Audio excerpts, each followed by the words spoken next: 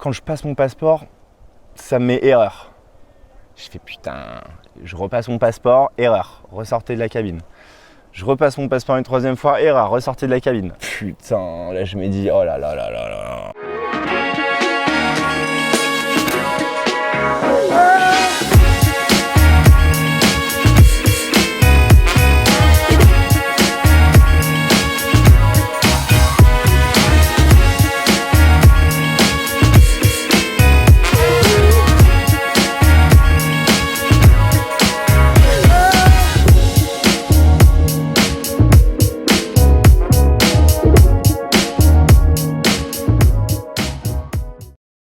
Wesh les frérots! Première vidéo, premier vlog. En réalité je le retourne, j'en avais fait un premier mais j'ai appris à utiliser le logiciel Premiere Pro à ce moment-là lors du premier montage.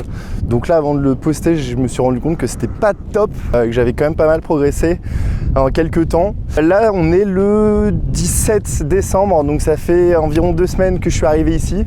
Donc pour ceux qui ne connaissent pas le projet tout simplement c'est de prendre un avion pour Maputo au Mozambique et puis avec mon vélo et puis de rentrer à la maison en vélo. Voilà, donc il y a 25 000 km à parcourir. Je vais traverser le Mozambique, les Zimbabwe, la Zambie, Malawi, Tanzanie, Kenya, Éthiopie, Soudan, Égypte. Je prendrai un bateau à ce moment-là pour rejoindre le Maghreb étant donné que la Libye est en guerre, Tunisie, Algérie, Maroc, Espagne, France et je serai rentré. Donc je me suis pas fixé de date, de deadline. On va voir le temps que ça prendra. Je pense que c'est faisable en 1 an. Et puis si jamais j'ai envie de continuer un peu plus, eh bien je continuerai. Histoire de ne pas rentrer l'hiver en Europe et d'avoir le cafard. Du coup, donc là on est à Vilankoulos. J'ai parcouru environ à 900 km on va dire à peu près. Voilà, je vais pas vous spoiler un peu les destinations où j'ai déjà été. Vous les verrez dans les autres vidéos. Mais voilà, c'était la petite vidéo pour un peu introduire le sujet. La chaîne aura pour vocation, pour ceux que ça intéresse, de suivre un peu mes aventures, de découvrir un peu l'Afrique comme on ne la connaît pas forcément. Et puis voilà, se marrer, s'éclater. Et puis vous permettre, pour ceux que ça intéresse, de voyager un peu avec moi. Donc ça va être format vlog comme ça. Je pense que pour le moment, je vais pas me prendre la tête plus que ça. J'ai pas beaucoup de temps pour travailler dessus par rapport aux journées que je fais. Donc voilà, ça va être montage classique. Après, par la suite, on verra au bout de quelques mois si on retravaille. Mais je pense que oui, puisque j'aurai une caméra 360, ce qui va me permettre de la fixer sur le vélo et d'être beaucoup plus en immersion. Voilà, on verra de toute façon comment ça va tourner. Qu'est-ce qui s'est passé à mon départ?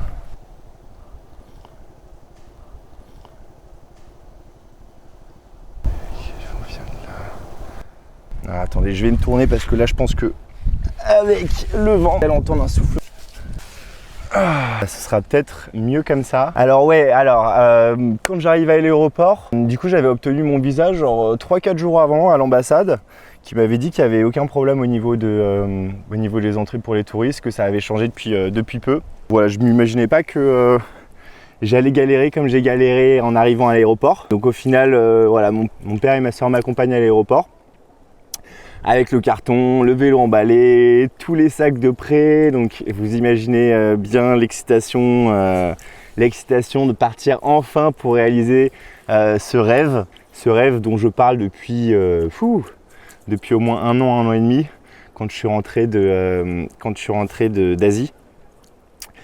Et du coup, donc au check-in, tu poses tes bagages, le gars vérifie ton billet. Il vérifie ton passeport et là ce qui se passe c'est qu'il me regarde bizarrement. Et là il me dit qu'en gros c'est pas possible, que j'ai un visa touriste et que le pays est fermé. Voilà, moi je lui dis non, le pays est pas fermé, j'étais à l'ambassade il y a encore 3 jours et tout, ils m'ont accordé le visa, il n'y a aucun problème. Il dit attends, je reviens tout de suite. Le mec se casse, il va parler à son boss. Et revient me voir et me dit non, je viens d'avoir confirmation, c'est pas possible et tout, je suis désolé, on peut pas vous laisser partir. Oh là là là là, à ce moment-là je me dis non, c'est pas possible. Je me dis vraiment c'est pas possible et je commence à parler au gars, je commence à lui dire Enfin, vraiment essayer de discuter, quoi. Je réalisais pas en fait que j'allais rentrer chez moi. Je me dis non, il y a forcément moyen de partir. Lui, il me dit que de toute façon, il peut rien faire, que ça ne dépend pas de lui. Et il me dit, en gros, il m'indique un endroit où je peux aller discuter avec le responsable qui lui a dit précédemment qu'en gros, c'était mort. Donc bon, évidemment, hein, je vais pas rentrer chez moi aussi simplement, donc je pars le voir. Il commence à regarder, il me dit qu'en gros, non, c'est pas possible monsieur, le pays, enfin les visas touristiques ne sont plus acceptés, ça a changé, on pourra pas vous laisser partir, on n'est pas autorisé. Donc là, je vous avoue que c'était l'angoisse. Putain, j'étais déjà en train de réfléchir à ce que j'allais faire. Déjà, je me disais un billet d'avion niqué, je me disais que j'allais évidemment partir, mais commencer par un autre pays, que ça allait être aussi des galères administratives pour obtenir le visa, qu'il fallait refaire les PCR, replanifier et refaire en gros l'itinéraire que je m'étais donné. Enfin bref, je commence vraiment à me dire putain, et là je commence j'ai tout donné.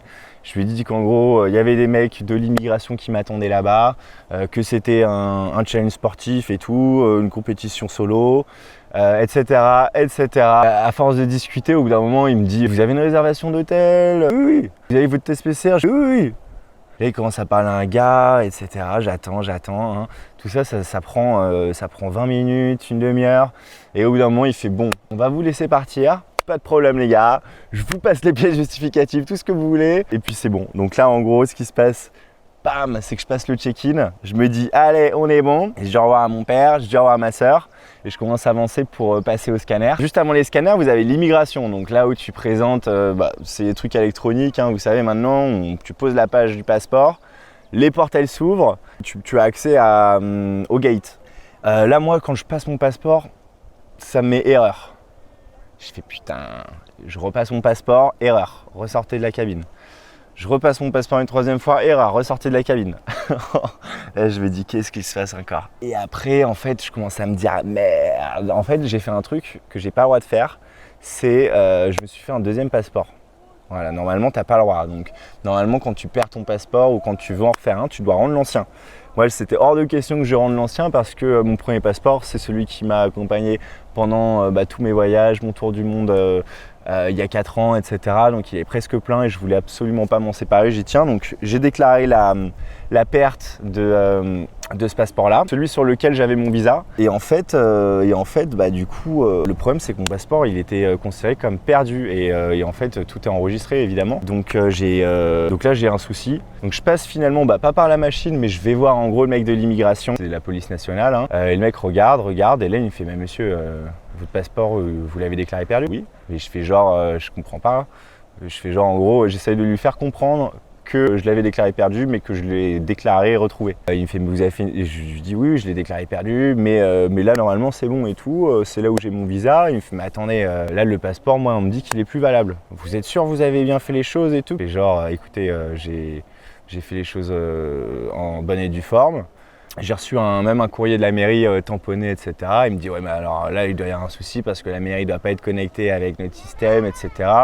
Là, monsieur, on ne peut pas vous laisser partir. Il va falloir que vous refassiez un passeport et à ce moment-là, vous serez à jour. Mais là, vous n'êtes pas du tout à jour. Putain, là, je me dis, oh là là là là là, encore une galère. Et là, vraiment, j'ai dit, bon, là c'est carrément l'immigration, c'est la police carrément qui me dit c'est mort. Donc là, je me dis, bon, voilà, laisse tomber, en fait, frérot, c'est pas ton heure. Tu partiras pas. Là, je commence à parler un peu au gars et je commence encore à lui parler de mon projet.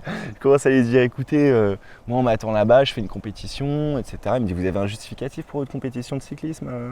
Et je fais, non, c'est une compétition solo. Et il me fait, bon, écoutez, venez avec moi. Donc là, on descend au commissariat. Donc le commissariat de l'aéroport, donc au sous-sol.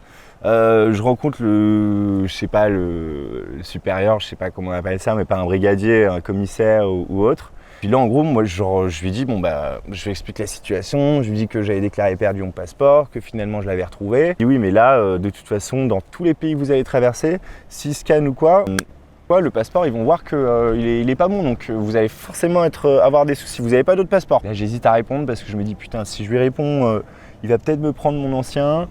Sur mon ancien, quoi qu'il arrive, j'ai le visa, donc il faudrait refaire les démarches. Donc je me dis, bon, vas-y. dis-lui quand même que t'as un nouveau. Donc je lui dis oui, j'ai le nouveau dans ma valise. Et ce qui était vrai, ça veut dire que je l'aurais sorti, hein, mon nouveau, si je l'avais pas mis en soute, mais le bagage, enfin mon passeport était parti en soute. Et donc je lui dis oui et tout, et il me dit bah, vous avez quoi prouver, une photo, etc. Là, je réfléchis, je me dis oh yes, putain, j'avais pris en photo ce passeport-là. Donc je lui montre et finalement il me dit bon bah on va vous laisser, mais faites attention et tout avec ces choses-là. Il m'a même pas pris mon ancien passeport, donc là j'ai toujours 2 passeports. Et hop les gars, là on est parti, on arrive aux gates. Alors là je vous dis pas comment j'étais heureux de ouf, mais putain le plus heureux du monde. Mon père est assez loin, galérer à rentrer au niveau des gates et tout, à discuter avec les flics, il se disait bah alors lui jamais il va partir. Mon père il y croyait pas, il me disait ouais, on verra quand tu seras dans l'avion, mais te fais pas de faux espoirs. J'arrive au gate, je pars tranquille, j'avais une escale à Addis Ababa, donc la capitale de l'Éthiopie. Le vol est retardé, donc je dois attendre 24 heures. Tellement j'avais peur d'avoir une galère pour rentrer dans l'aéroport ensuite, je suis resté 24 heures, 26 heures même dans aéroport de merde, en travaux, genre l'angoisse de ouf, avec du bruit partout, j'étais tout seul. Là je passe 26 heures, j'ai l'impression d'être en prison. Oh, c'était horrible. Et puis pour prendre mon second avion pour arriver à Maputo, en montrant mon passeport en bas à l'embarquement, là le mec il regarde mon passeport et il me fait ah monsieur vous devez nous suivre. Vous devez nous suivre. Là je me dis putain, c'était sûr que ça pouvait pas se passer bien quoi, c'était sûr. Donc là il me fait prendre un bus, je suis tout seul dans le bus et il m'amène en fait à la sécurité. Il m'amène à la sécurité, donc là je me dis putain bah voilà. C'est mort mon gars, tu vas rentrer, t'as fait la moitié du chemin, t'es niqué gros. Et finalement en fait ce qui se passait c'est qu'ils avaient scanné ma valise et dans cette valise il y avait une petite bonbonne de gaz parce qu'en fait j'ai ramené un réchaud pour les zones où je serais hyper isolé, sans population ou quoi, par exemple dans le désert, pour pouvoir me faire réchauffer des trucs ou de la flotte si j'ai besoin, enfin peu importe. Mais voilà, et en fait j'ai pas le droit à une bouteille de gaz évidemment, donc du coup en fait ils me disent simplement de la retirer et puis hop je rejoins l'avion et nous voilà arrivés à Maputo. Voilà, ça c'est les petites mésaventures du début. Voilà, bah écoutez, je vais pas discuter plus longtemps, je vais pas spoiler aussi parce que j'ai déjà préparé, comme je vous disais, quasiment là 7 vidéos.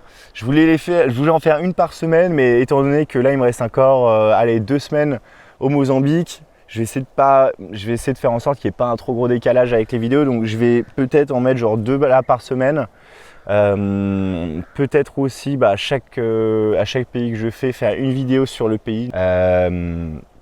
Voilà, si vous avez des sujets que vous voulez que j'aborde dans certaines vidéos, si vous voulez que je fasse des trucs en mode, je sais pas, des trucs marrants, 3 jours de vélo en jeûnant, des trucs du genre, vous me dites, moi je serai chaud. Je suis chaud aussi, je me fais chier, hein, je suis tout seul, je vais être tout seul pendant 1 an. Là en plus, étant donné qu'on est en plein Covid, je rencontre aucun voyageur. Donc c'est vraiment solitude, il y a juste les locaux, mais bon, c'est pas vraiment des relations